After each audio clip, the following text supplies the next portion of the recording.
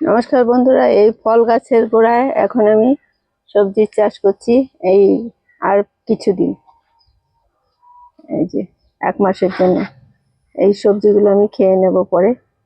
এগুলো হচ্ছে মূলো শাক বসিয়েছি আপেল গাছের গোড়ায়, জাম গাছের গোড়ায়, আঙুর গাছের গোড়ায়, সমস্ত গাছের গোড়ায় প্রচুর শাকসবজি। কিছু লাল শাকও লাগিয়েছি, মূলো লাগিয়েছি। এই দেখুন কত বড় মূলো আমার। আর এটা একটা রুবি লঙ্ঘন গাছের গোড়ায়, দেখুন কত শাক আমার। এখন এগুলো খেতে শুরু করব আস্তে আস্তে আর 1 সপ্তাহের মধ্যে। তার আগে একটু ভিডিওটা দেখিয়ে নিলাম যে আমার ফল গাছের গোড়ায় কত শাক সবজি লাগিয়েছি আমি।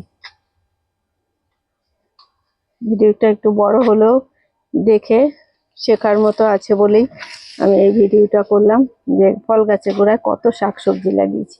যেমন আম গাছের গোড়ায় এই যে লাল শাকটা, এটা বীজ হওয়ার মতো হতে শুরু করছে, এই জন্য আর খাইনি, আগেরগুলো খেয়ে নিয়েছি বন্ধুরা। যত জায়গা বাগানে গাছ আছে মোটামুটি এই ছাদে আমি সবটুকুতেই 1 মাসের জন্য এই ফলনটা করছি।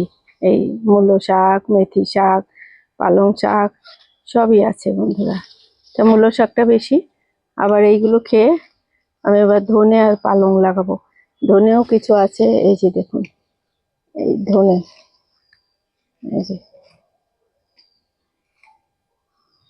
এই ধনে, ওই যে আমার সবেদা গাছের গোড়ায় মেথি শাক, এরকম সব পালং শাক, মেথি শাক। মেথি শাকটা ভালো দেখাতে পারলাম না, এই যে